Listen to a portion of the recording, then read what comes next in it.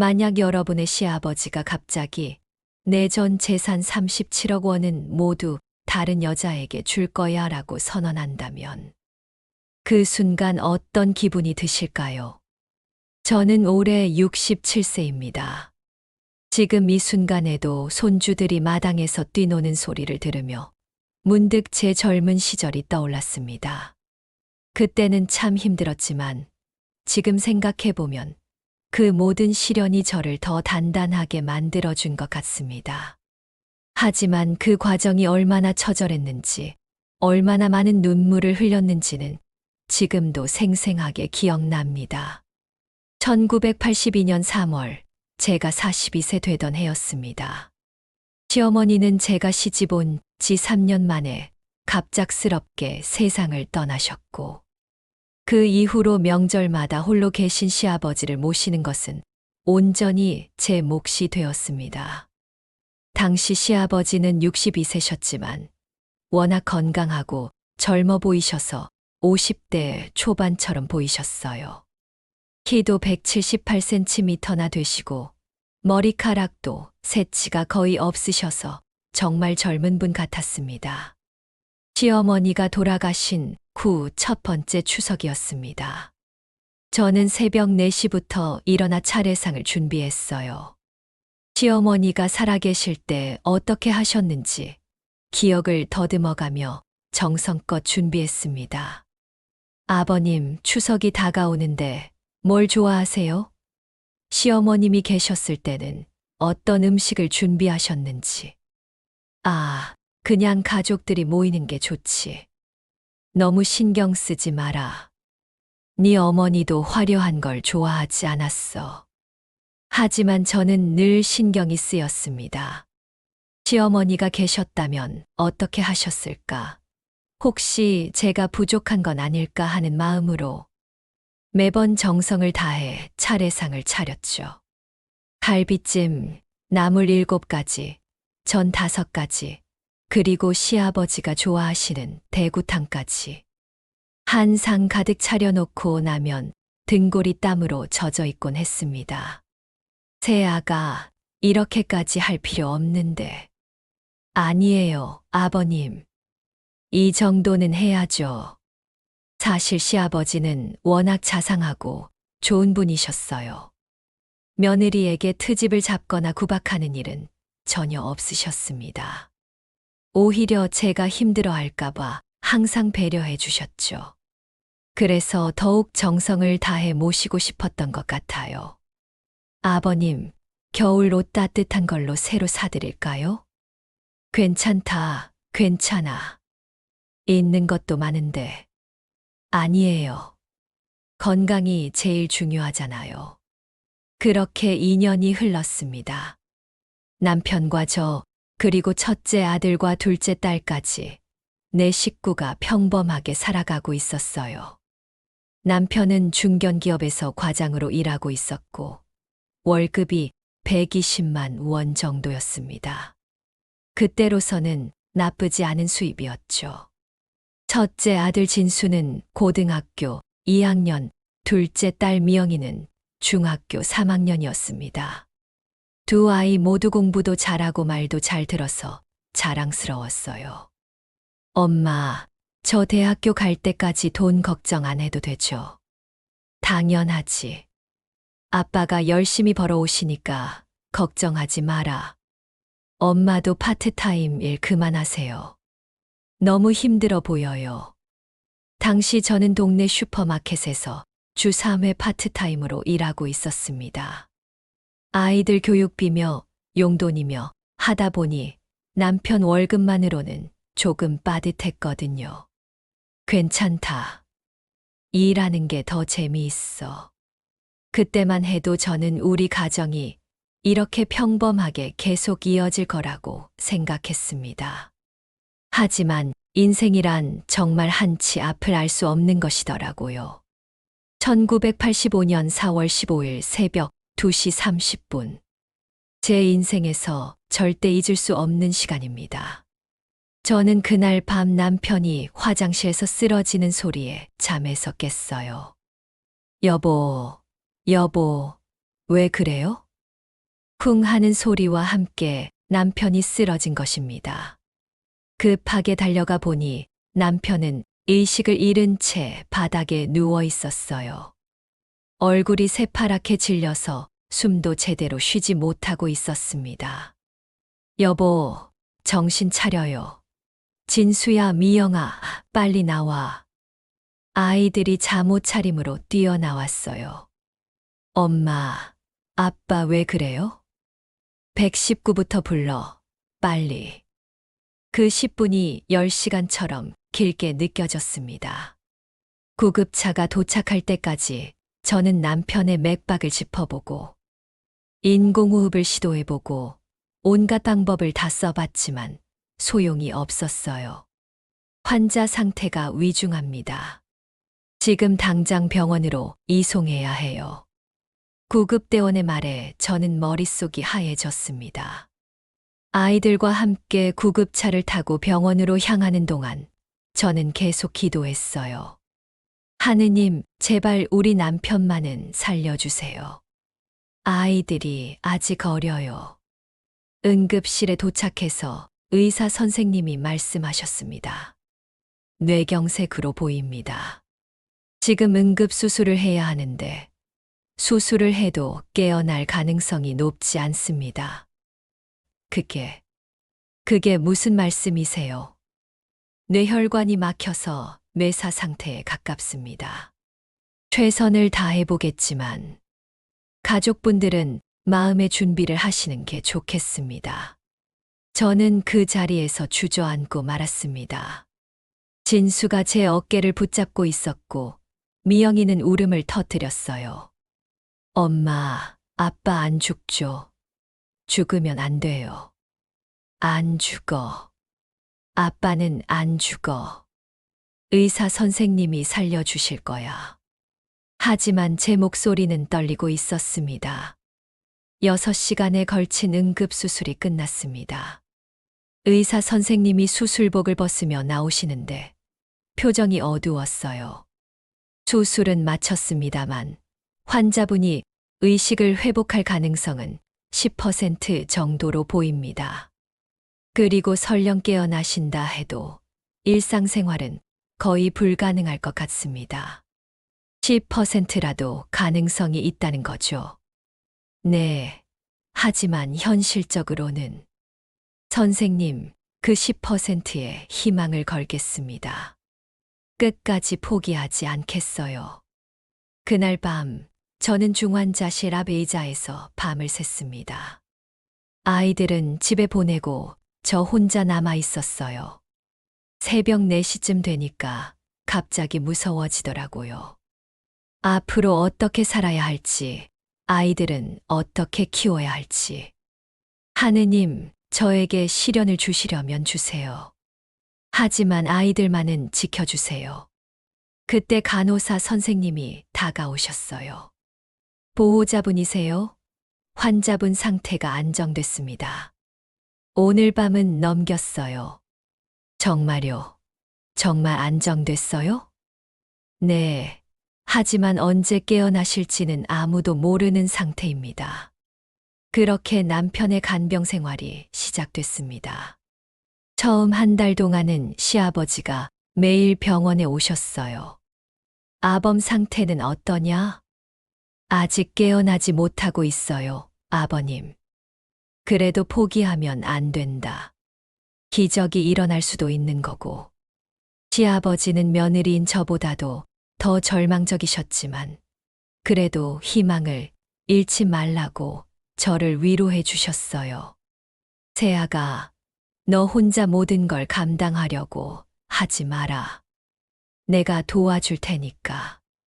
고맙습니다, 아버님. 한 달이 지나고 2달이 지나도 남편은 깨어나지 못했습니다. 의사 선생님은 식물인간 상태라고 하셨어요. 뇌파는 있지만 의식은 없는 상태라고요. 환자분을 집으로 모시고 가셔서 간병하시거나 요양원을 알아보시는 게 좋겠습니다. 집에서 간병하려면 어떻게 해야 해요? 간병인을 고용하시거나 가족분이 직접 하셔야 합니다. 하루 24시간 누군가 곁에 있어야 해요. 간병인 비용은 한 달에 180만 원이었습니다. 남편 월급 120만 원보다도 많은 돈이었어요. 결국 제가 직접 간병하기로 했습니다. 집으로 모셔온 남편은 하루 종일 침대에 누워만 있었어요. 2시간마다 몸을 뒤집어 줘야 하고, 위관으로 음식을 넣어줘야 하고, 기저귀도 갈아줘야 했습니다. 아빠, 언제 일어나세요? 첫째 아들 진수가 아버지 곁에서 중얼거렸어요. 아빠는 곧 깨어나실 거야. 조금만 기다려라. 하지만 속으로는 저도 막막했습니다. 가정 경제가 완전히 무너져 버린 상황이었거든요. 남편 회사에서는 한 달치 월급을 주고 퇴사 처리를 했습니다. 산업재해도 아니고 개인 질병이라서 보상은 전혀 없었어요. 여보, 정말 깨어나야 해요. 우리 어떻게 살아요? 남편에게 매일 이런 말을 했지만 돌아오는 건 규칙적인 숨소리뿐이었습니다. 결국 저는 일을 나가기로 했습니다. 낮에는 집에서 남편을 간병하고 밤에는 일을 나가야 했어요. 마침 동네 대형마트에서 밤 10시부터 새벽 6시까지 계산원을 구한다는 공고를 봤습니다. 시급이 얼마나 되나요? 1,200원입니다. 주 6일 근무고요. 좋습니다. 언제부터 시작할 수 있어요? 하루에 8시간씩 주 6일이라면 한 달에 약 23만 원 정도 벌 수 있었습니다. 남편 의료비와 생활비에는 턱없이 부족했지만 그래도 안 하는 것보다는 나았어요. 밤 9시 30분에 집을 나서서 새벽 6시 30분에 집에 돌아오는 생활이 시작됐습니다. 진수가 고3이었는데 제가 없는 밤사이 아버지를 돌봐야 했어요. 엄마, 제가 잘할 수 있을까요? 너무 걱정하지 마라. 응급 상황이 생기면 119에 신고하고 엄마한테 전화해. 네, 알겠어요.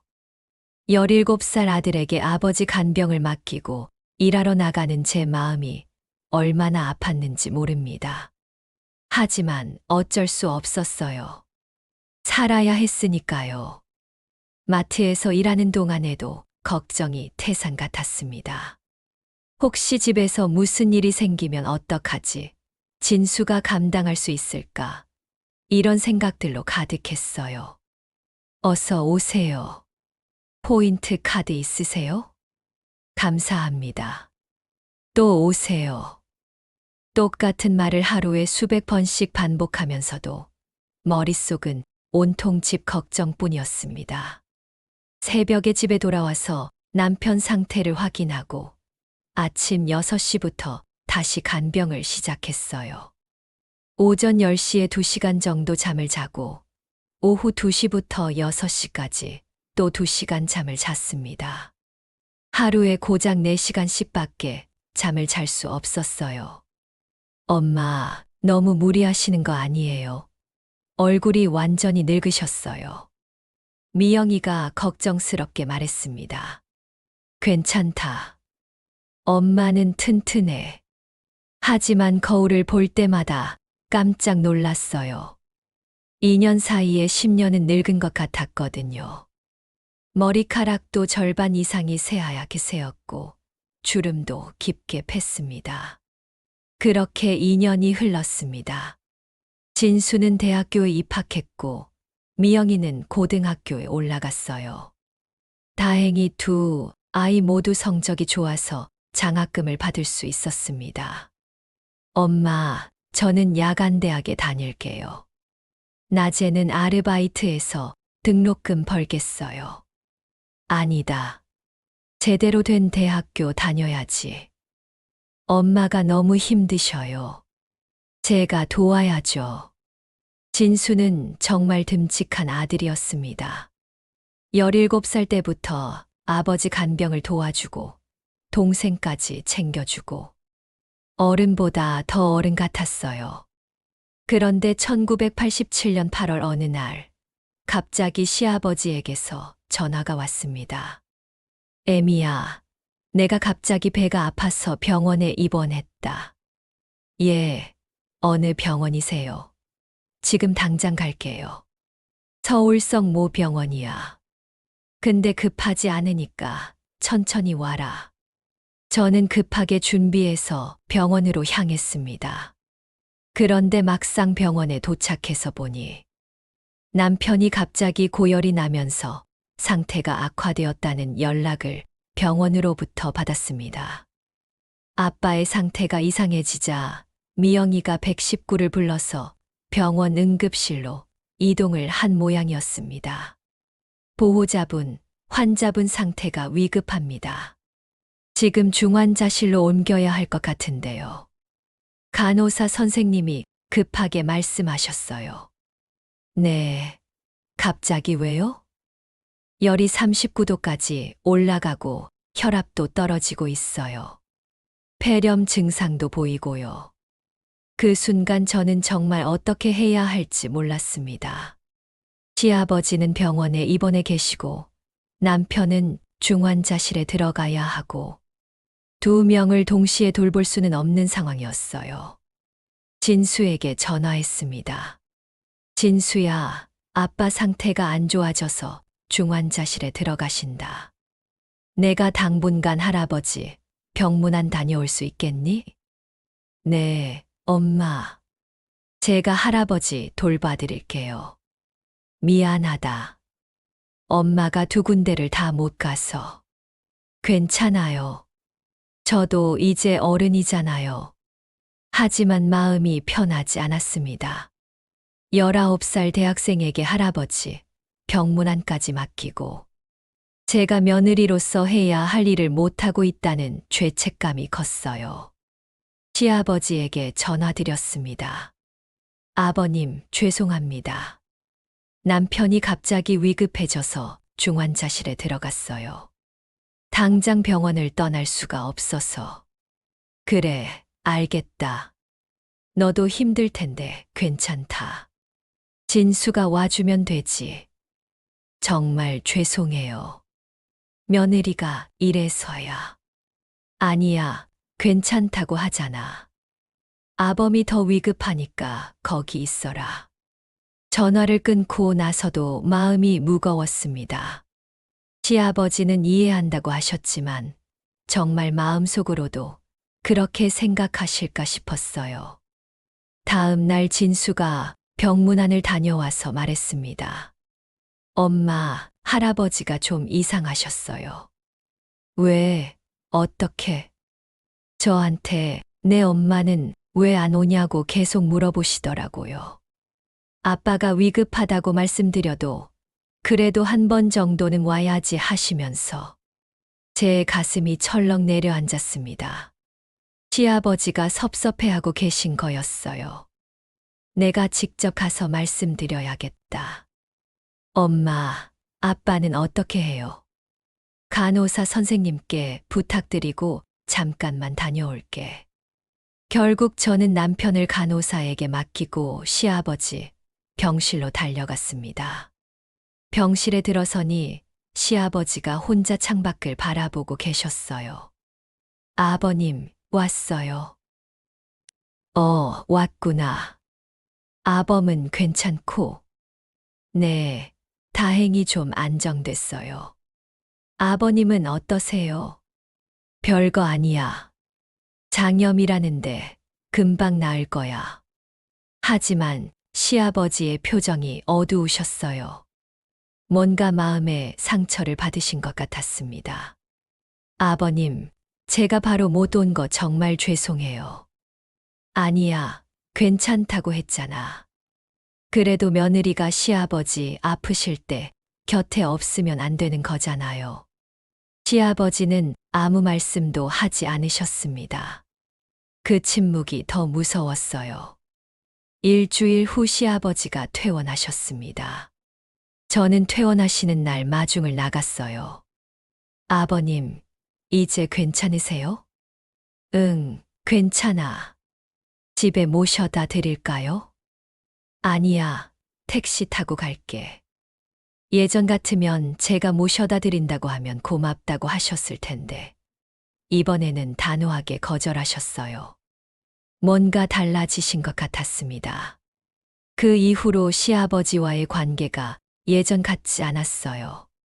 전화도 뜸해지고 명절에도 예전처럼 자주 오시지 않으셨습니다. 오셔도 말씀이 많이 없으셨고요. 아버님, 요즘 어떻게 지내세요? 잘 지내고 있어. 몸은 괜찮으세요? 괜찮아.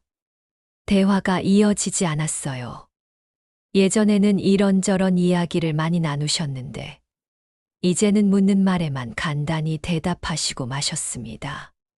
한편으로는 이해할 수 있었어요. 시아버지 입장에서는 아프셔서 입원했는데, 며느리가 병문안도 안 오니까 섭섭하셨을 거예요. 하지만 저로서는 정말 어쩔 수 없는 상황이었거든요.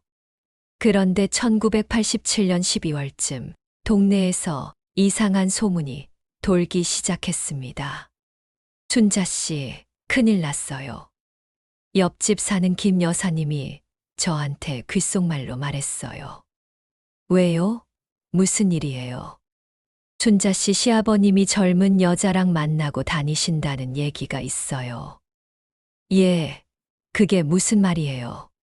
내가 직접 본 건 아니고 동네 다방에서 누가 봤다는데. 저는 깜짝 놀랐습니다. 시아버지가 여자와 만나신다고요? 67세이신 분이? 정말 확실한 얘기예요. 글쎄, 소문이니까. 하지만 여러 사람이 그런 얘기를 하더라고. 집에 돌아와서 진수에게 물어봤습니다. 진수야, 할아버지, 요즘 어떻게 지내시는 것 같니? 할아버지요? 예전보다 밝아지신 것 같아요. 옷도 젊은 걸로 입고 다니시고. 젊은 옷? 네, 양복도 새로 맞추시고, 넥타이도 화려한 걸로 하고 다니시더라고요. 뭔가 이상했습니다. 67세 시아버지가 갑자기 옷차림에 신경을 쓰신다니. 며칠 후 더 구체적인 소문이 들려왔습니다. 춘자 씨, 이번에는 정말 확실한 것 같아요. 김 여사님이 또 찾아왔어요. 뭐가 확실해요? 제 친구가 시내 카페에서 시아버님을 봤는데 40대로 보이는 여자분과 손잡고 앉아 있더래요. 손을 잡고요? 네, 그것도 아주 다정하게. 저는 머리가 어질어질했습니다. 정말일까요? 시아버지가 젊은 여자와 연애를 하고 계신 걸까요? 그 여자는 어떻게 생겼던가요? 키도 크고 예뻤다고 하더라고요.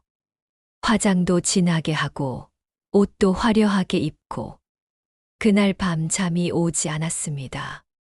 온갖 생각이 머릿속을 돌아다녔어요. 시아버지가 정말 다른 여자와 만나고 계신다면 우리 가족은 어떻게 되는 건지. 다음 날 직접 시아버지께 전화드렸습니다. 아버님, 안녕하세요. 그래, 어머마. 무슨 일이야? 아무것도 아니고요. 그냥 안부 인사드리려고요.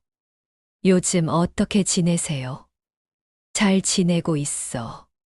별일 없고. 혹시 요즘 새로운 분들 많이 만나세요? 전화 너머로 잠깐 침묵이 흘렀습니다. 왜 그런 걸 물어봐? 아니에요, 그냥 건강하게 지내시는 것 같아서요. 응, 건강해. 요즘 새로운 인생을 살고 있거든. 새로운 인생이라는 말에 제 가슴이 철렁했습니다. 새로운 인생이요? 내 나이 67이지만 아직 젊어. 앞으로 20년은 더 살 수 있을 것 같거든. 그러시겠지만, 이제 내 행복도 생각해야지.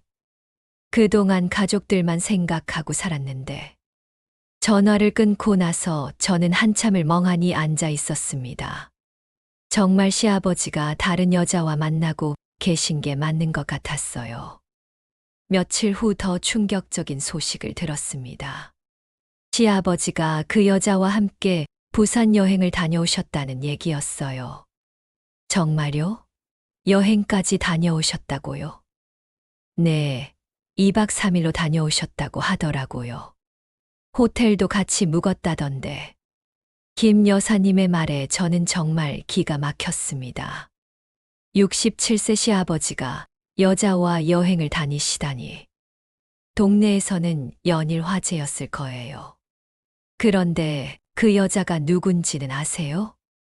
이름이 김미경이라고 하던데요. 나이는 45세 정도 되고 이혼한 여자라고 하더라고요. 45세면 시아버지보다 22살이나 어린 여자였어요. 저보다도 2살 위일 뿐이고요. 어떻게 만나게 됐을까요? 경로당에서 만났다고 하던데요. 그 여자가 경로당에서 자원봉사를 하다가 알게 됐다고. 저는 더 이상 들을 수가 없었습니다. 남편은 식물인간이 되어 누워있고 저는 밤낮으로 간병하면서 일하고 있는데 시아버지는 젊은 여자와 연애를 즐기고 계시다니 너무 억울하고 분했어요. 그날 밤 마트에서 일하면서도 계속 그 생각만 났습니다. 어서 오세요. 포인트 카드 있으세요? 손님들을 응대하면서도 머릿속은 온통 시아버지 생각뿐이었어요.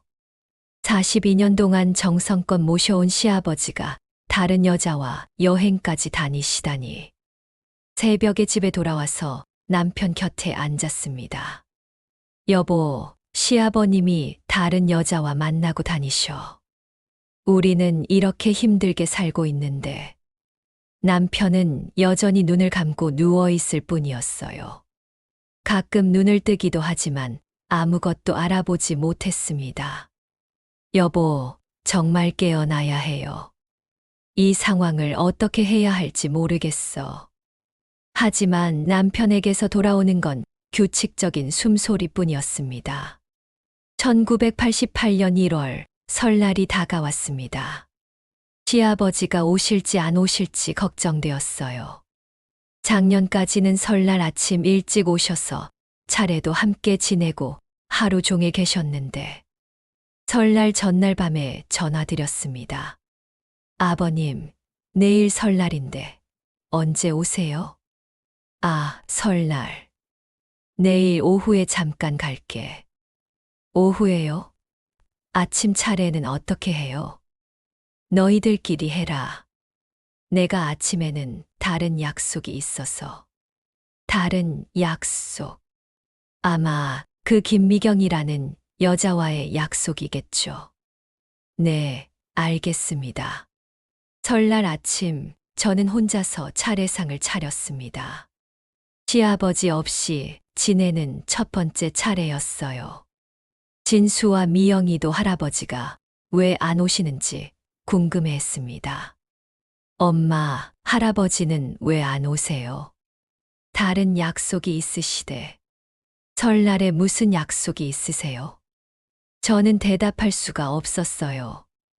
아이들에게 할아버지가 다른 여자와 만나고 있다고 어떻게 말할 수 있겠어요? 오후 3시쯤 시아버지가 오셨습니다. 그런데 옷차림이 완전히 달라져 있었어요. 새 양복에 넥타이까지 메고 오셨는데 정말 50대처럼 보이셨습니다. 아버님, 오셨어요. 왔다. 차례는 아침에 저희끼리 지냈어요. 그래, 미안하다. 하지만 미안해하는 것 같지는 않으셨어요. 오히려 표정이 밝으셨습니다. 진수가 물었습니다. 할아버지, 아침에 어디 가셨어요? 아, 새로운 친구들과 모임이 있었어. 새로운 친구들요? 응, 요즘 새로운 사람들을 많이 만나고 있거든. 그때 시아버지의 핸드폰이 울렸습니다. 67세인데 핸드폰까지 새로 사셨더라고요. 여보세요? 아, 미경아 전화를 받으시는 목소리가 완전히 달랐어요. 부드럽고 다정했습니다. 응, 지금 가족들과 있어. 곧 갈게. 응, 나도 보고 싶어. 저는 그 전화를 들으면서 정말 기가 막혔습니다. 손주들 앞에서 다른 여자와 그런 통화를 하시다니. 전화를 끊으시고 나서 시아버지가 말씀하셨어요. 미안한데 일찍 가봐야겠다. 벌써요? 저녁도 드시고 가세요. 아니야, 약속이 있어서. 1시간도 안 계시고 가버리셨어요. 예전에는 설날이면 하루 종일 계시면서 윷놀이도 하고 손주들 용돈도 주고 그러셨는데 시아버지가 가신 후 진수가 말했습니다. 엄마, 할아버지가 뭔가 이상하지 않아요? 왜? 전화 받을 때 목소리가. 그리고 옷차림도 완전히 달라지셨고 할아버지도 새로운 인생을 시작하고 싶으신가 봐. 새로운 인생이요? 미영이가 의아해하며 물었어요. 할아버지 나이가 벌써 67세신데 무슨 새로운 인생이에요? 저도 모르겠었어요. 하지만 시아버지는 분명히 새로운 삶을 살고 계셨고 그 중심에는 김미경이라는 여자가 있었습니다.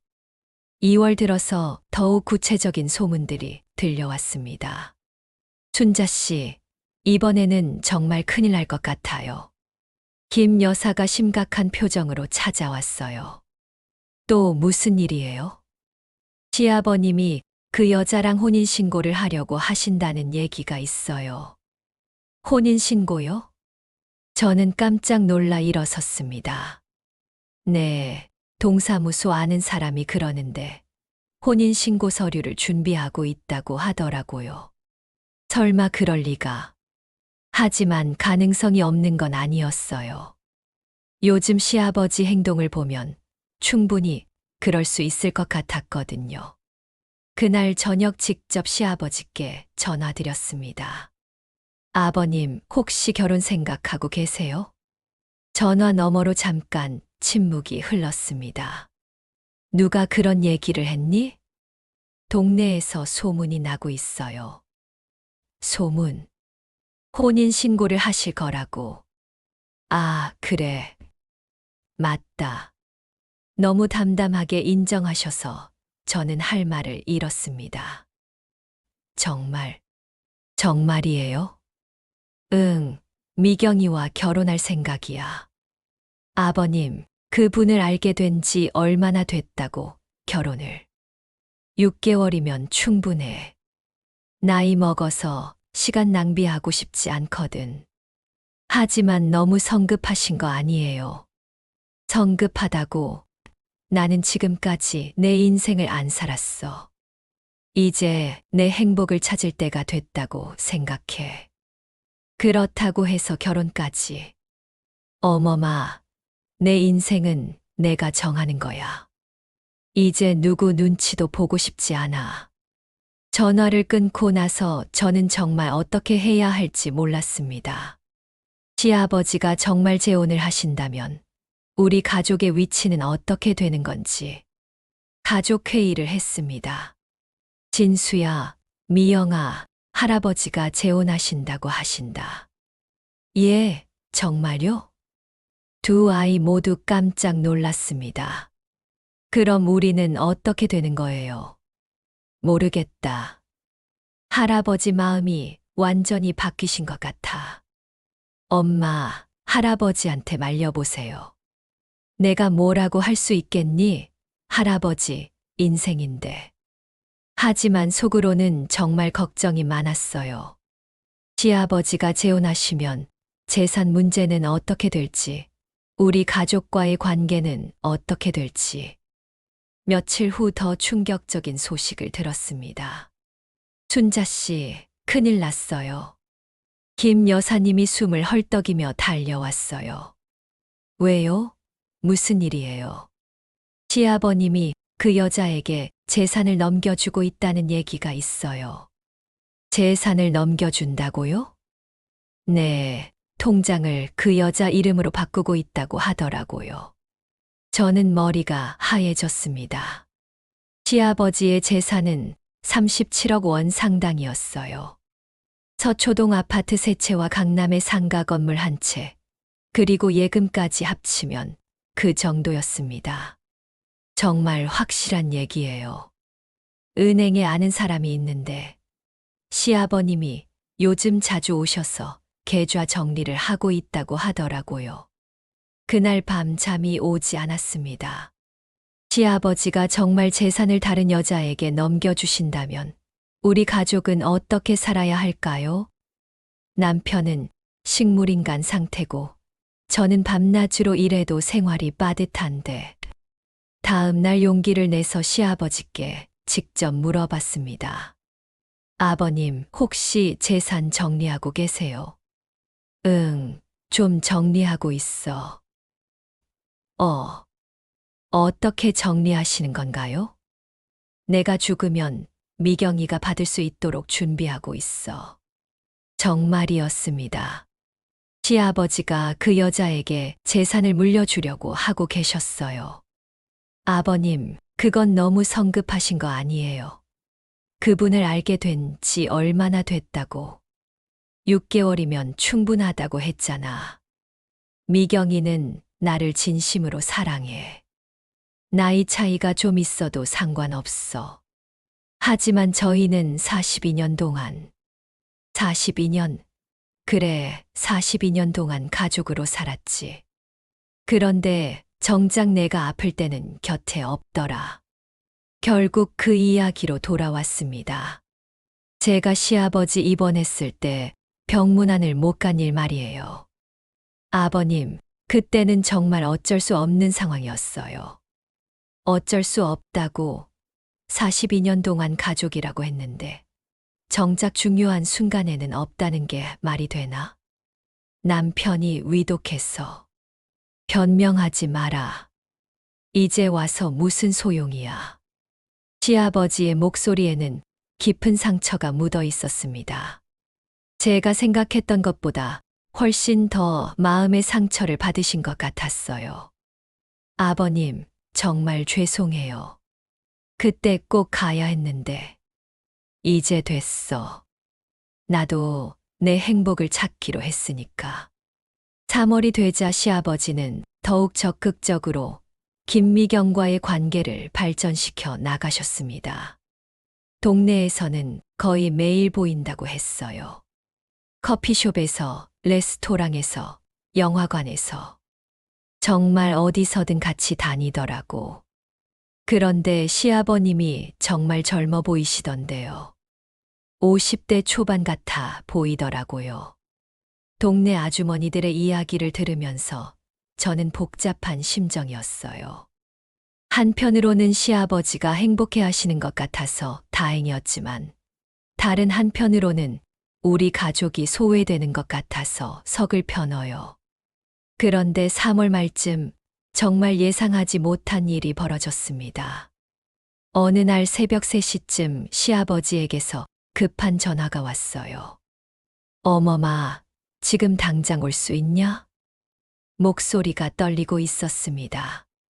무슨 일이세요, 아버님? 어디 아프세요? 아니야, 그게 아니라 미경이가. 미경 씨가 왜요? 미경이가 내 돈을 가지고 사라졌어. 저는 깜짝 놀랐습니다. 무슨 말씀이세요? 통장을 맡겼는데 1억 2천만 원이 다 없어져 버렸어. 1억 2천만 원이요? 그리고 이 편지만 남기고 사라졌어. 저는 급하게 옷을 입고 시아버지 집으로 달려갔습니다. 새벽이라 택시도 없어서 버스를 2번이나 갈아타고 갔어요. 시아버지 집에 도착하니 아버님은 거실 소파에 멍하니 앉아 계셨습니다.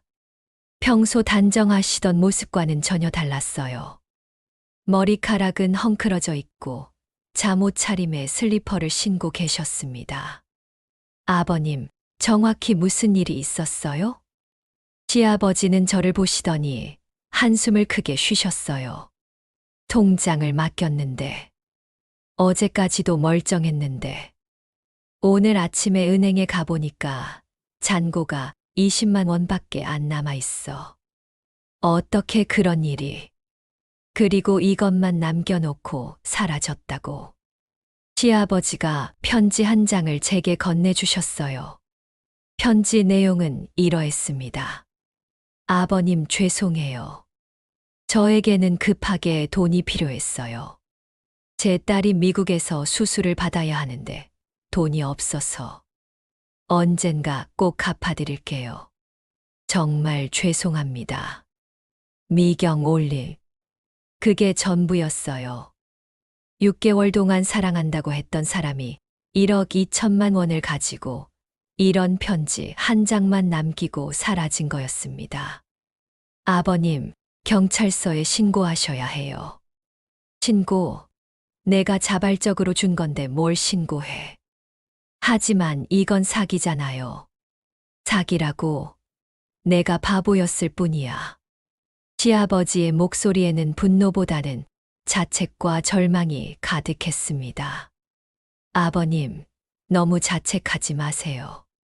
자책, 당연히 자책해야지. 42년 동안 함께 산 가족보다 6개월 만난 남이 더 소중하다고 생각한 내가 바보였어. 그 말을 들은 순간 저는 가슴이 터질 것 같았습니다. 화가 났지만 동시에 아버님이 너무 안쓰러웠어요. 아버님, 그 여자 때문에 상처받지 마세요. 세상에는 나쁜 사람도 있는 거예요. 상처는 내가 너에게 준 거 아니야? 시아버지가 갑자기 저를 바라보시며 말씀하셨어요. 내가 장염으로 입원했을 때 너를 원망했어. 42년 동안 가족으로 살았는데 정작 아플 때는 곁에 없다고 생각했거든. 아버님, 그런데 지금 생각해보니 너도 얼마나 힘들었을까 싶어.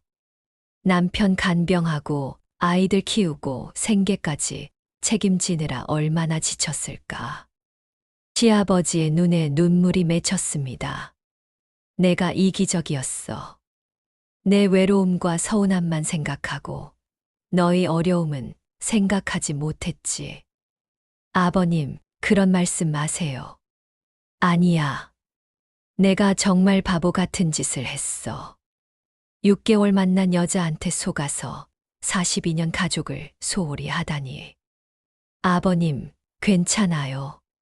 저도 그때 병문안을 못 간 게 늘 마음에 걸렸어요. 시아버지는 한참 동안 아무 말씀도 하지 않으셨습니다. 창밖으로 해가 떠오르고 있었어요. 어머마, 미안하다. 아버님, 정말 미안해. 내가 어떻게 그런 생각을 했을까. 그날 저는 하루 종일 시아버지 곁에 있었습니다. 밥도 차려드리고 말상대도 해드리고 마치 예전으로 돌아간 것 같았어요.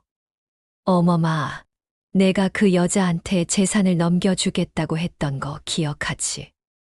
네, 기억해요. 다행히 아직 많이 넘겨주지는 않았어. 1억 2천만 원 정도만. 그래도 너무 큰 돈인데. 돈은 돈이야. 중요한 건 내가 가족의 소중함을 잊고 있었다는 거지. 시아버지는 그날부터 완전히 달라지셨습니다. 김미경과의 일은 완전히 정리하시고 다시 가족에게 관심을 갖기 시작하셨어요. 일주일 후 집에 오셔서 말씀하셨습니다. 어머마, 내가 바보 같은 짓을 했지. 그런 말씀 마세요, 아버님. 아니야. 정말 바보였어.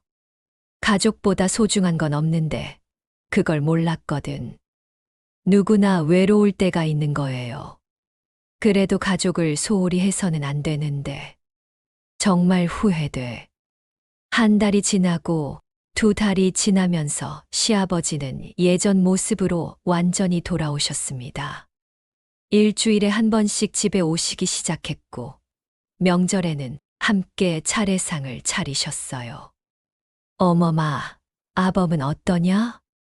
여전해요. 깨어날 기미는 없고, 힘들겠다. 내가 의료비 좀 도와줄게. 아버님, 괜찮아요.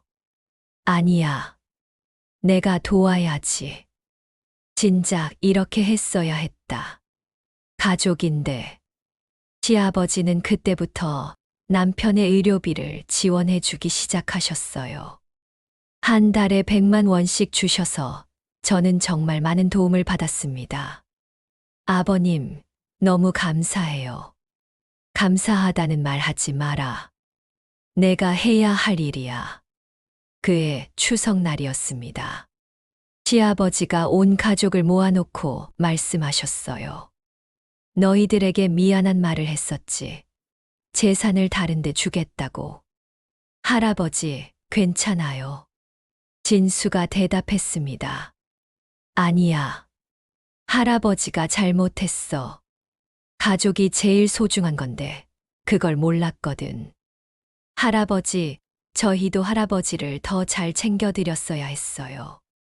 미영이가 말했어요. 아니다. 너희들은 잘못이 없어. 모든 게 할아버지 잘못이야. 시아버지는 그때부터 더욱 가족을 소중히 여기셨습니다. 제가 힘들 때마다 도와주시고 손주들에게도 각별한 관심을 보이셨어요. 1989년 봄, 남편의 상태가 조금씩 호전되기 시작했습니다. 여전히 의식은 없었지만 가끔 눈을 뜨고 고개를 돌리기도 했어요. 여보, 내 목소리 들려요? 남편이 눈을 깜빡였습니다. 확실하지는 않았지만 뭔가 반응하는 것 같았어요. 의사 선생님, 남편이 좀 반응하는 것 같은데요. 아, 그래요? 한번 확인해 보겠습니다. 검사 결과 남편의 뇌파가 조금씩 활성화되고 있다고 했습니다. 완전히 깨어날 가능성은 여전히 낮았지만 희망이 보이기 시작했어요. 시아버지도 그 소식을 듣고 기뻐하셨습니다. 정말 다행이다. 기적이 일어나는 건가? 아직 확실하지는 않지만 조금씩 나아지고 있는 것 같아요. 그래, 포기하면 안 되는 거야. 끝까지 희망을 가져야지. 하지만 1990년 2월 남편이 갑자기 폐렴에 걸리면서 상태가 급격히 악화됐습니다. 5년 동안 간병해온 남편이 위험해진 거예요. 보호자분, 환자분 상태가 매우 위중합니다. 각오하시는 게 좋겠어요. 의사 선생님의 말에 저는 다시 한번 절망에 빠졌습니다. 5년 동안 포기하지 않고 간병해 왔는데 시아버지가 병원에 오셔서 말씀하셨어요. 어머마, 너무 자책하지 마라. 5년 동안 정말 최선을 다했잖아. 아버님, 제가 더 잘 돌봤으면. 아니야. 너만큼 헌신적인 아내가 어디 있겠어. 정말 고생 많이 했어. 남편은 그로부터 일주일 후인 1990년 2월 28일, 5년간의 투병 끝에 조용히 세상을 떠났습니다. 향년 50세였어요. 장례식장에서 시아버지가 제 손을 잡고 말씀하셨어요. 어머마, 정말 고생 많았어. 5년 동안 정말 잘해줬어. 아버님, 이제는 좀 편하게 살아라. 너만 생각하고 살아도 돼. 고맙습니다, 아버님. 내가 고마워해야 할 사람은 너야. 우리 아들을 끝까지 포기하지 않고 돌봐줘서. 장례를 치르고 나서 저는 정말 허탈했습니다. 5년 동안 간병하느라 제 인생을 다 바쳤는데 결국 남편을 보내게 됐으니까요. 하지만 시아버지가 곁에서 많은 위로를 해주셨어요. 어머마, 너는 정말 훌륭한 아내였어. 아범도 분명히 고마워하고 있을 거야. 아버님, 제가 더 잘했으면 남편이 깨어났을까요? 그런 생각하지 마라. 너는 충분히 잘했어. 의사들도 기적이라고 했잖아. 5년이나 살 수 있었던 건 다 내 덕분이야. 남편을 보내고 나서 제 인생이 어떻게 될지 막막했습니다. 48세의 나이에 홀로 두 아이를 키워야 했으니까요. 다행히 진수는 대학교 4학년이었고, 미영이도 고등학교 3학년이어서 거의 다 컸지만, 그래도 걱정이 많았어요. 엄마, 저희는 걱정하지 마세요. 이제 저희가 엄마를 돌봐드릴게요. 진수가 장남답게 말했어요. 그래요, 엄마. 이제 편하게 사세요. 미영이도 의젓하게 말했습니다. 시아버지도 계속 저희를 챙겨주셨어요. 어머마, 생활비 걱정은 하지 마라. 내가 도와줄 테니까. 아버님, 괜찮아요. 제가 일해서 벌겠어요. 아니야. 그동안 고생을 너무 많이 했어. 이제는 좀 쉬어라. 시아버지는 매달 생활비를 지원해 주셨고, 아이들 교육비도 모두 담당해 주셨어요. 정말 큰 도움이 됐습니다. 1991년 진수가 의과대학에 진학했습니다. 원래는 다른 과를 생각했는데 아버지의 병을 보면서 의사가 되겠다고 결심했다고 해요. 엄마, 저는 의사가 되어서 아버지 같은 환자들을 치료하고 싶어요. 그래, 좋은 의사가 되어라. 미영이는 사범대학에 진학해서 선생님이 되겠다고 했어요. 엄마, 저는 선생님이 되어서 아이들을 가르치고 싶어요. 그것도 좋은 일이다. 두 아이 모두 착하고 의젓하게 자라서 정말 자랑스러웠어요. 1995년 진수가 의대를 졸업하고 인턴을 시작했습니다. 미영이도 대학을 졸업하고 중학교 교사가 됐어요.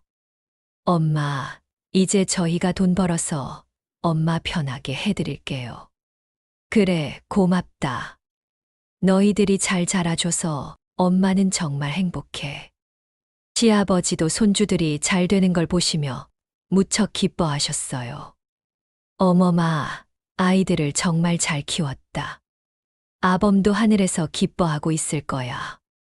아버님 덕분이에요. 아버님이 도와주지 않으셨으면 어떻게 키웠겠어요? 아니야, 다 내가 잘한 거야. 1998년 진수가 결혼했습니다. 신부는 같은 병원에서 일하는 간호사였는데 정말 착하고 예쁜 아이였어요. 어머님, 잘 부탁드려요. 고맙다. 우리 진수 잘 부탁한다. 1999년에는 미영이도 결혼했어요. 남편은 같은 학교 선생님이었는데 미영이를 정말 아껴주는 좋은 사람이었습니다. 엄마, 행복하게 살게요. 그래, 행복해라.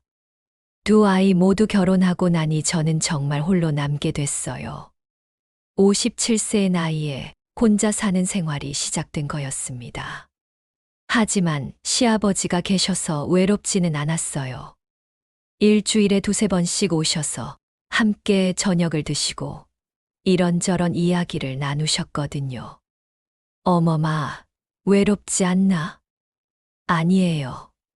아버님이 자주 오셔서 괜찮아요. 그래도 혼자 사는 게 쉽지 않을 텐데. 괜찮아요. 이제 적응됐어요. 2000년에 첫 손자가 태어났습니다. 진수의 아들이었어요. 엄마, 손자 보러 오세요. 진수가 신나서 전화했어요.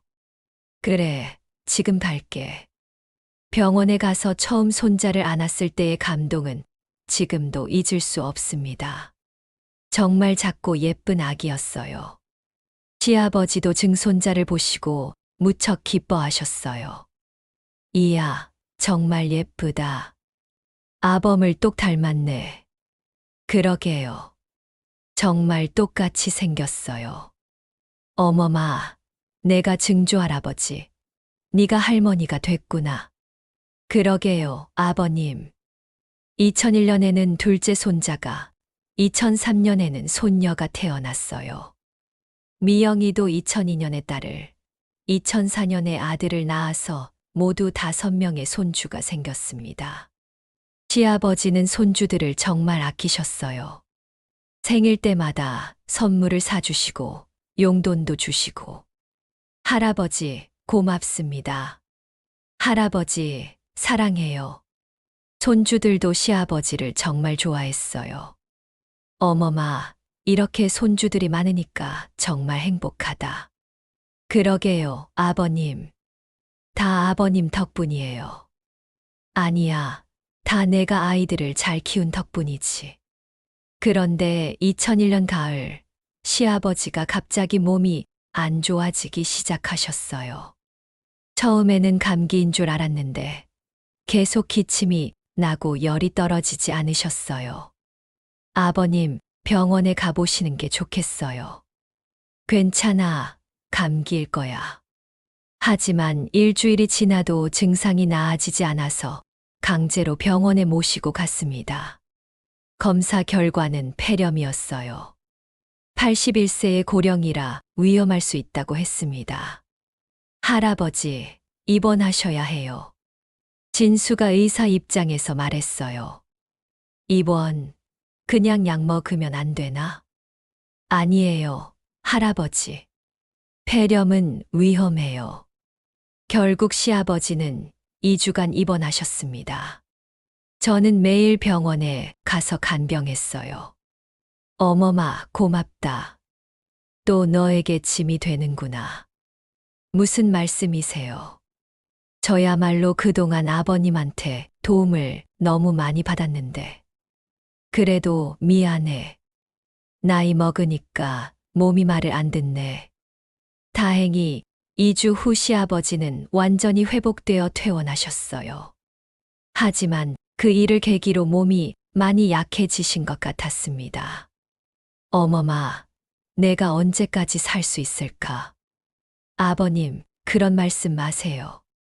아직 건강하시잖아요. 아니야, 이번에 입원하면서 느꼈어. 내 시간이 얼마 남지 않았다는 걸. 아버님, 그런데 후회는 없어. 너희들과 함께 행복한 시간을 많이 보냈으니까. 시아버지는 퇴원 후에도 계속 저희를 챙겨주셨어요. 손주들 생일 때마다 오시고, 명절에는 함께 차례를 지내시고. 2001년 12월 24일 크리스마스 이브였습니다. 온 가족이 모여서 파티를 하고 있었는데, 시아버지가 갑자기 쓰러지셨어요. 할아버지, 손주들이 소리쳤습니다. 급하게 병원에 모시고 갔지만 의사 선생님은 심장마비라고 하셨어요.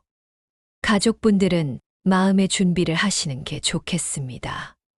중환자실에서 하룻밤을 지새운 후 시아버지는 12월 25일 크리스마스 아침에 조용히 눈을 감으셨습니다.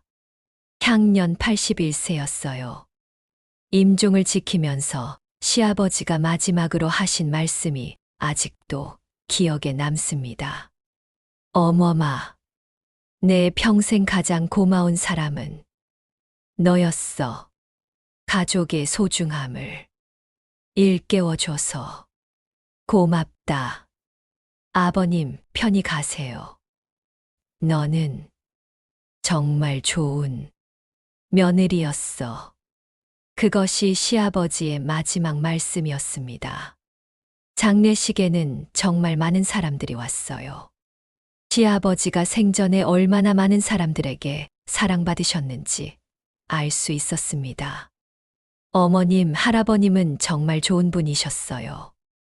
네, 저희에게는 정말 큰 할아버지셨어요. 시아버지를 보내고 나니 정말 허전했습니다. 19년 동안 함께 살아온 가족을 잃은 거니까요. 하지만 시아버지가 남겨주신 사랑과 추억들이 저희를 위로해 주었어요. 유언장에는 재산을 모두 저와 아이들에게 물려주신다고 되어 있었습니다.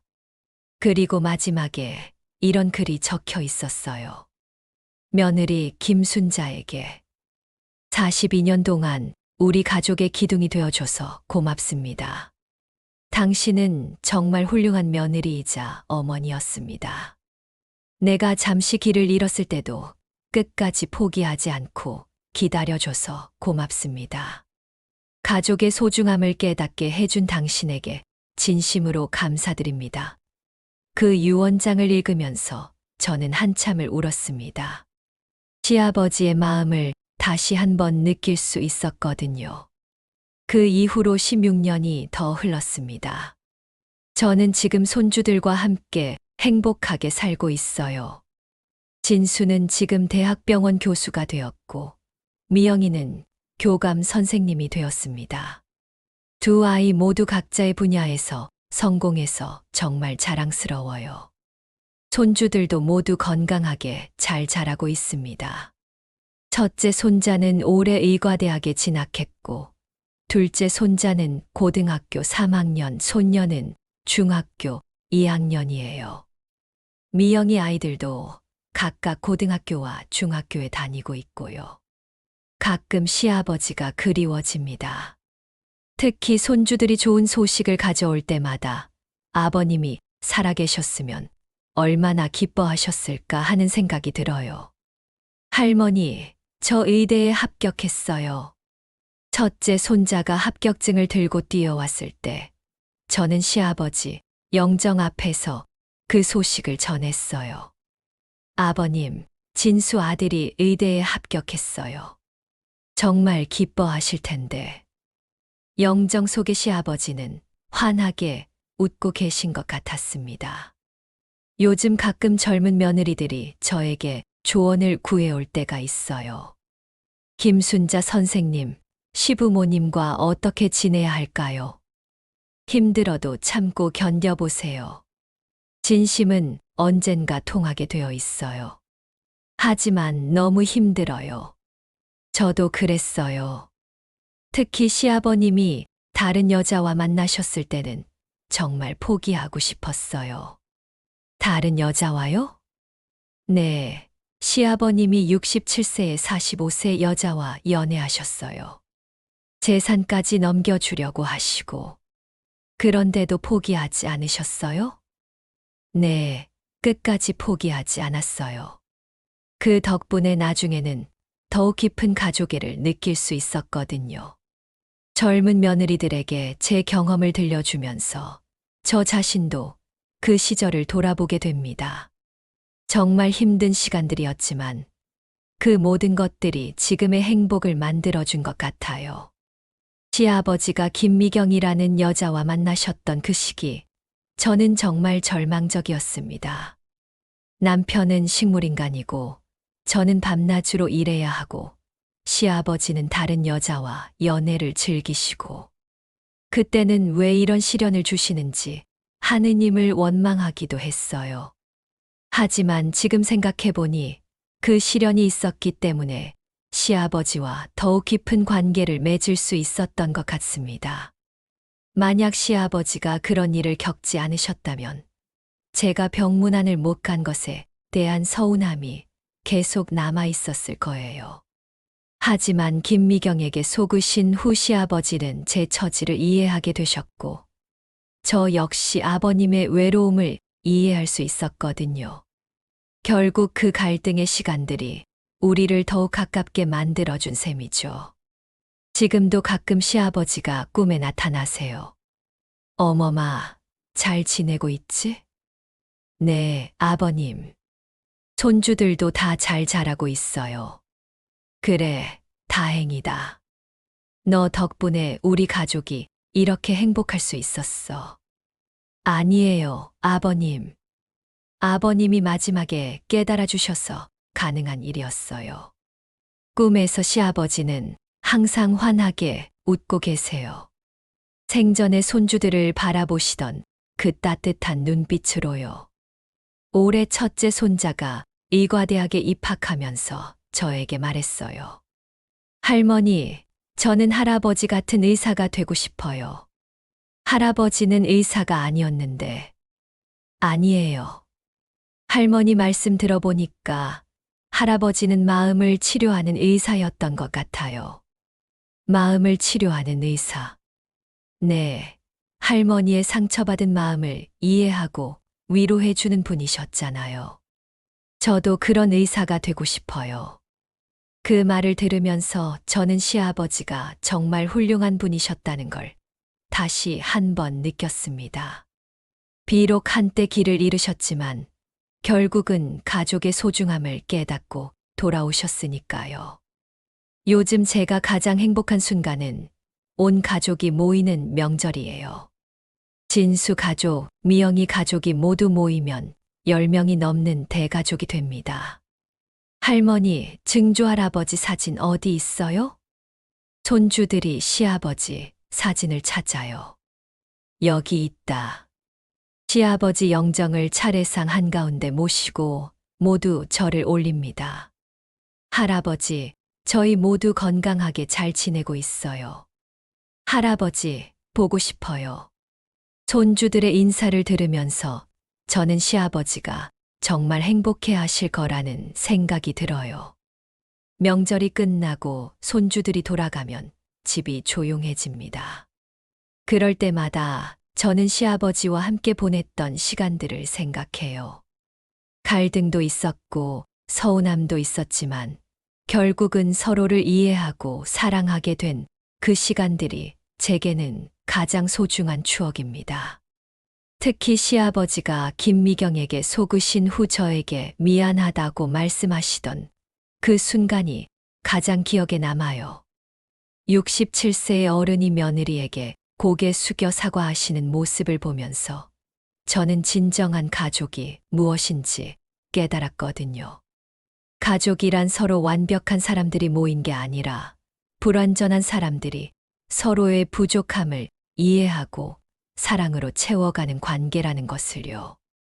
지금 이 이야기를 듣고 계신 분들 중에도 가족과의 관계로 힘들어 하시는 분들이 계실 거예요. 시어머니, 시아버지와의 갈등, 남편과의 문제, 자식들과의 세대 차이. 하지만 포기하지 마세요. 제가 42년간의 며느리 생활을 통해 깨달은 것은 진심으로 상대방을 생각하는 마음은 반드시 전해진다는 것입니다. 비록 당장은 이해받지 못하더라도 언젠가는 그 마음이 통하게 되어 있어요. 시아버지도 처음에는 제가 병문안을 못 간 것을 이해하지 못하셨지만 결국에는 제 어려운 처지를 이해해 주셨잖아요. 그리고 한 가지 더 말씀드리고 싶은 것은 가족 간의 갈등도 때로는 필요하다는 것입니다. 만약 시아버지가 김미경과 만나지 않으셨다면 우리는 서로의 마음을 진정으로 이해할 기회가 없었을지도 모르거든요.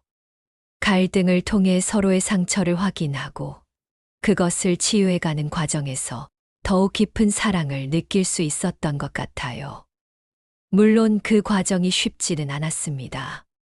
정말 많이 힘들었고 포기하고 싶을 때도 있었어요. 하지만 끝까지 포기하지 않길 잘했다고 생각해요. 그 덕분에 시아버지와 아름다운 추억을 많이 만들 수 있었고 손주들에게도 좋은 할아버지의 모습을 보여드릴 수 있었으니까요. 혹시 지금 시부모님과의 관계가 어려우신 분들이 계신다면 제 이야기가 조금이나마 위로가 되었으면 좋겠습니다. 그리고 언젠가는 분명히 서로를 이해하게 되는 날이 올 거라는 희망을 잃지 마시길 바랍니다. 시간이 모든 것을 해결해 주지는 않지만 진심과 인내는 분명히 마음을 움직일 수 있거든요. 마지막으로 지금 이 순간에도 가족을 위해 묵묵히 희생하고 계신 모든 어머니들께 말씀드리고 싶어요. 여러분의 그 헌신과 사랑이 헛되지 않을 거예요. 당장은 인정받지 못할지라도 언젠가는 그 가치를 알아주는 사람이 나타날 거예요. 저에게는 시아버지가 그런 분이셨어요. 비록 일시적으로 길을 잃으셨지만 결국에는 제 진심을 알아봐 주셨거든요. 42년의 며느리 인생을 돌아보니 정말 많은 일들이 있었습니다. 기쁜 일도 있었고 슬픈 일도 있었어요. 하지만 그 모든 것들이 지금의 저를 만들어준 소중한 경험들이었다고 생각해요. 특히 시아버지와의 그 갈등의 시간들도 지금은 소중한 추억이 되었어요. 그때의 아픔과 상처들이 결국은 더 깊은 사랑을 만들어냈으니까요. 세상에 완벽한 가족은 없습니다. 하지만 서로 이해하려고 노력하고 사랑하려고 애쓰는 마음만 있다면 그것만으로도 충분히 아름다운 가족이 될 수 있어요. 42년의 세월을 돌이켜보며 확신을 갖고 말씀드립니다. 가족보다 소중한 것은 이 세상에 없다는 것을요. 시아버지께서 마지막에 해주신 말씀처럼 가족의 소중함을 깨닫는 것이 인생에서 가장 큰 깨달음이 아닐까 싶습니다.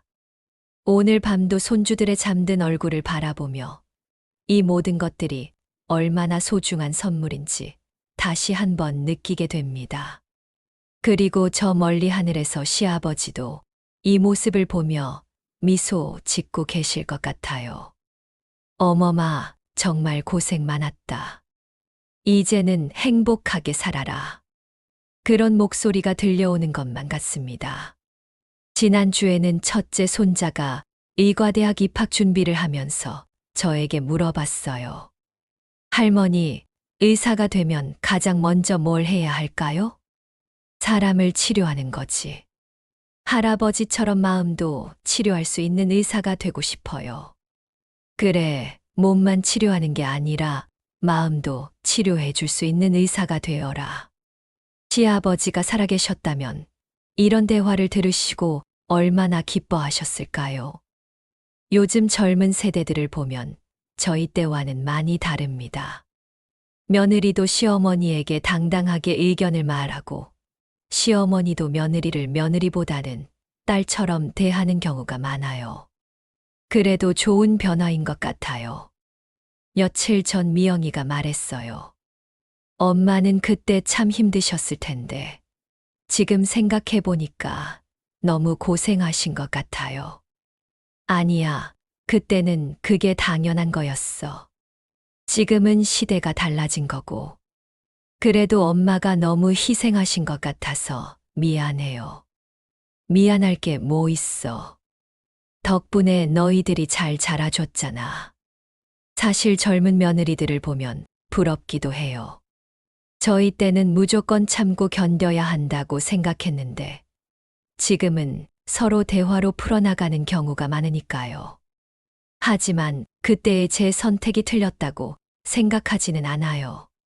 그 시대에는 그게 최선이었고 그 덕분에 시아버지와의 관계도 회복할 수 있었으니까요. 어제는 둘째 손자가 할아버지에 대해 물어봤어요. 할머니, 증조 할아버지는 어떤 분이셨어요? 증조 할아버지, 정말 좋은 분이셨어. 그런데 왜 다른 여자분과 만나셨었어요? 아이들도 다 알고 있더라고요. 집안 어른들이 이야기하는 걸 들었나 봐요. 할아버지도 외로우셨거든. 할머니가 그때 증조 할아버지를 잘 돌봐드리지 못해서. 할머니 잘못이 아니에요. 할아버지가 아프셔서 어쩔 수 없었잖아요. 그래도 증조 할아버지 마음에는 상처가 됐을 거야. 그런데 나중에는 증조 할아버지가 깨달으셨죠. 그렇지. 마지막에는 할머니한테 고마워하셨어. 손주들도 이제 다 커서 어른들의 사정을 이해할 수 있게 됐어요. 그래서 이런 이야기도 할 수 있게 된 것 같고요. 사실 시아버지와의 갈등 이야기는 가족들에게도 오랫동안 말하지 못했어요. 아이들이 어려서 이해하지 못할 것 같았고, 시아버지에 대한 좋지 않은 기억을 남기고 싶지 않았거든요. 하지만 이제는 모든 걸 말할 수 있게 됐어요. 손주들도 충분히 성숙해졌고 그 이야기가 오히려 가족의 소중함을 일깨워주는 교훈이 될 수 있다고 생각하거든요. 할머니, 저희는 앞으로 어떻게 살아야 할까요? 셋째 손녀가 물었어요. 가족을 소중히 여기면서 살아라. 세상에 가족만큼 소중한 건 없어. 네, 할머니. 그리고 힘든 일이 생겨도 포기하지 마라. 끝까지 노력하면 길이 보일 거야. 할머니처럼 강한 사람이 될 수 있을까요? 강한 게 아니야. 그냥 포기하지 않았을 뿐이야. 제가 강한 사람이라고 생각하지는 않아요. 다만 가족을 지키기 위해 포기할 수 없었을 뿐이죠. 남편이 쓰러졌을 때도, 시아버지가 다른 여자와 만나셨을 때도, 재산을 다른 곳에 주겠다고 하셨을 때도, 그때마다 포기하고 싶었지만 할 수 없었어요. 아이들이 있었고 지켜야 할 가족이 있었으니까요. 그리고 그 선택이 옳았다는 걸 지금 확신할 수 있어요. 포기하지 않았기 때문에 시아버지와의 관계도 회복할 수 있었고, 아이들도 건강하게 키울 수 있었거든요. 요즘 가끔 시아버지의 친구분들을 만날 때가 있어요. 시아버지와 비슷한 연배의 할아버지들인데, 시아버지 이야기를 해주시곤 해요. 순자 씨, 시아버님이 생전에 자네 이야기를 많이 했었어. 그러세요? 응, 며느리 자랑을 정말 많이 했었지. 42년 동안 자기를 모셔준 고마운 며느리라고. 아니에요. 제가 더 감사하죠. 그리고 한 번은 이런 말씀도 하셨어. 자기가 잠시 정신을 잃었을 때 며느리가 기다려줘서 고맙다고. 그런 이야기를 들을 때마다 시아버지가 정말 그리워져요. 살아계실 때 더 잘해드리지 못한 게 아쉽기도 하고요. 하지만 후회는 없어요. 그때 제가 할 수 있는 최선을 다했다고 생각하거든요. 며칠 전에는 동네 부녀회에서 젊은 며느리들을 위한 강의를 해달라고 부탁받았어요. 김순자 여사님, 요즘 젊은 며느리들이 고부 갈등으로 많이 힘들어해요. 경험담을 들려주시면 도움이 될 것 같아서요. 제가 무슨 강의를요? 아니에요. 여사님만큼 오랫동안 시댁과 잘 지내신 분이 어디 있어요. 결국 강의를 하게 됐는데 20여 명의 젊은 며느리들이 왔어요. 안녕하세요. 저는 67세 김순자입니다. 42년간 며느리 생활을 했고 지금은 5명의 손주를 둔 할머니예요. 간단한 자기소개 후에 제 경험담을 들려줬어요.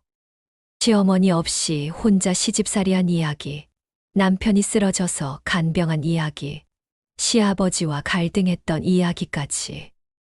정말 힘드셨을 텐데 어떻게 포기하지 않으셨어요? 한 여성이 물었어요.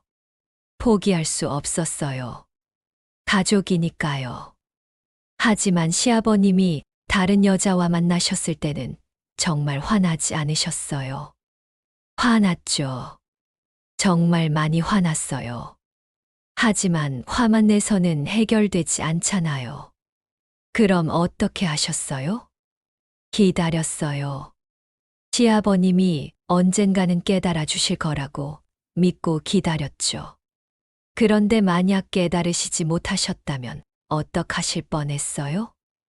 그래도 후회하지는 않았을 거예요. 제가 할 수 있는 최선을 다했으니까요. 강의가 끝난 후 질문을 했던 여성이 따로 찾아와서 말했어요. 김순자 선생님, 저는 지금 시어머니와 정말 안 맞아서 이혼까지 생각하고 있어요. 어떤 일이 있었는데요? 시어머니가 저를 며느리가 아니라 하녀처럼 대해요. 집안일은 다 제가 해야 하고 뭘 해도 트집만 잡으시고. 그럴 때는 어떻게 하는데요? 참으려고 하는데 한계가 있어요. 정말 힘들어요. 나도 그런 적이 있었어요. 특히 시어머니가 안 계셔서 모든 걸 혼자 해야 했을 때. 그런데 어떻게 버티셨어요? 아이들을 생각했죠. 그리고 언젠가는 이해해 주실 거라고 믿었어요. 저도 그렇게 될 수 있을까요? 분명히 될 거예요. 진심은 통하게 되어 있으니까. 그 여성에게 제 연락처를 주고 언제든 힘들면 연락하라고 했어요. 젊은 며느리들이 겪는 어려움을 제가 조금이라도 덜어줄 수 있다면 좋겠거든요. 사실 요즘 젊은 며느리들이 겪는 어려움이 저희 때와 크게 다르지 않다는 걸 알게 됐어요. 세대가 바뀌어도 고부 갈등은 여전히 존재하더라고요. 다만 요즘은 며느리들이 더 당당해졌고 자신의 의견을 표현하는 경우가 많아진 것 같아요. 그것도 좋은 변화라고 생각해요. 지난달에는 진수의 아내가 찾아왔어요. 어머님, 제가 시어머니로 모시게 되어서 걱정이에요. 왜 걱정이야? 어머님이 워낙 훌륭한 며느리셨는데 제가 그만큼 잘할 수 있을까 해서요. 무슨 소리야? 너는 이미 충분히 잘하고 있어. 하지만 어머님처럼 오랫동안 시부모님을 모신 것도 아니고 그런 건 중요하지 않아. 마음이 중요한 거지. 저는 며느리에게 말했어요. 제가 42년 동안 며느리 노릇을 한 건 특별해서가 아니라 그저 가족이었기 때문이라고요. 너도 이제 우리 가족이야. 그러니까 부담 갖지 말고 편하게 지내라. 감사해요, 어머님. 그리고 혹시 힘든 일이 있으면 언제든 이야기해. 나도 며느리 경험이 있으니까 이해할 수 있어. 요즘 제 역할은 며느리에서 시어머니로 바뀌었어요. 그런데 며느리 경험이 있으니까 시어머니 역할을 더 잘할 수 있는 것 같아요. 며느리의 마음을 이해할 수 있고 어떻게 대해야 할지도 알거든요. 무엇보다 시아버지에게서 배운 게 있어요. 가족이라는 건 서로 이해하고 배려하는 관계라는 것을요. 지금 제가 며느리를 대하는 마음도 그런 것 같아요. 당연한 일을 하고 있지만 고마워해주면 기쁘고 잘해주고 싶은 마음이 더 커지고요. 어제는 첫째 손자가 대학교 입학 준비를 하면서 저에게 말했어요. 할머니, 저는 할머니처럼 가족을 소중히 여기는 사람이 되고 싶어요. 그래, 가족이 제일 소중한 거야. 할머니가 그때 포기하지 않으셨기 때문에 지금 우리 가족이 이렇게 행복할 수 있는 거죠. 포기하지 않은 건 나만이 아니야. 증조 할아버지도 마지막에 포기하지 않으셨잖아. 할아버지도요? 그렇지. 증조 할아버지가 그 여자에게 속으신 후에 가족의 소중함을 깨달으시고 돌아오셨잖아. 그것도 포기하지 않으신 거야. 손자가 고개를 끄덕였어요. 그러네요. 증조 할아버지도 끝까지 포기하지 않으셨네요. 그래서 우리 가족이 이렇게 화목할 수 있었던 거야. 제가 손주들에게 전해주고 싶은 가장 중요한 교훈이 바로 이거예요. 포기하지 않는 것, 그리고 가족을 소중히 여기는 것. 시아버지와의 갈등도 결국은 우리 가족을 더 단단하게 만들어준 경험이었다고 생각해요. 오늘도 저녁에 온 가족이 모여서 식사를 했어요. 진수 가족, 미영이 가족이 모두 와서 10명이 넘는 대가족이 한 상에 둘러앉아 식사하는 모습을 보니 정말 감사했어요. 할머니, 오늘 뭔가 특별한 날이에요. 둘째 손자가 물었어요. 특별한 날이라기보다는 가족이 함께 있는 게 늘 특별한 거야. 맞아요. 가족이 함께 있으면 평범한 저녁 식사도 특별해져요. 며느리가 말했어요. 식사 후에 시아버지 영정 앞에서 차를 올렸어요. 아버님, 오늘도 온 가족이 모여서 함께 식사했어요. 보고 계시죠? 영정 속의 시아버지는 환하게 웃고 계신 것 같았습니다. 증조 할아버지, 저희 모두 건강하게 잘 지내고 있어요. 손주들이 차례로 인사했어요. 그런 모습을 보면서 저는 정말 행복했어요. 42년 전 그 어린 새댁이 이런 날이 올 거라고 상상이나 했을까요? 남편이 쓰러져서 절망에 빠져 있을 때, 시아버지가 다른 여자와 만나서 상처받았을 때, 그런 힘든 순간들을 견딜 수 있었던 건 바로 이런 날을 꿈꿨기 때문일 거예요. 비록 남편은 함께하지 못하지만 남편이 남겨준 아이들과 그 아이들이 만들어가는 새로운 가족들이 이렇게 화목하게 지내는 모습을 보니 모든 고생이 보상받는 기분이었어요. 42년의 세월을 돌이켜보니 결국 남는 것은 가족뿐이었습니다.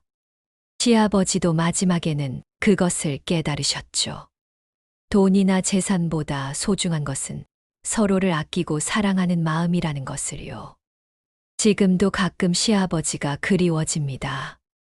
손주들의 성장하는 모습을 함께 지켜보고 싶으셨을 텐데. 하지만 분명히 하늘에서 지켜보고 계실 거예요. 그리고 우리 가족이 이렇게 화목하게 지내는 모습을 보시며 흐뭇해하고 계실 것 같아요. 어머마, 정말 고생 많았다. 덕분에 우리 가족이 이렇게 행복할 수 있었어. 그런 목소리가 들려오는 것만 같습니다. 세상에 완벽한 가족은 없습니다. 하지만 서로 이해하려고 노력하고 사랑하려고 애쓰는 마음만 있다면 그것만으로도 충분히 아름다운 가족이 될 수 있어요. 42년의 며느리 인생을 돌아보며 확신을 갖고 말씀드립니다. 가족보다 소중한 것은 이 세상에 없다는 것을요. 그리고 아무리 힘든 시간이 와도 포기하지 마세요. 진심으로 가족을 사랑하는 마음만 있다면 언젠가는 그 마음이 통하게 될 테니까요. 시아버지께서 마지막에 해주신 말씀처럼 가족의 소중함을 깨닫는 것이 인생에서 가장 큰 깨달음이 아닐까 싶습니다.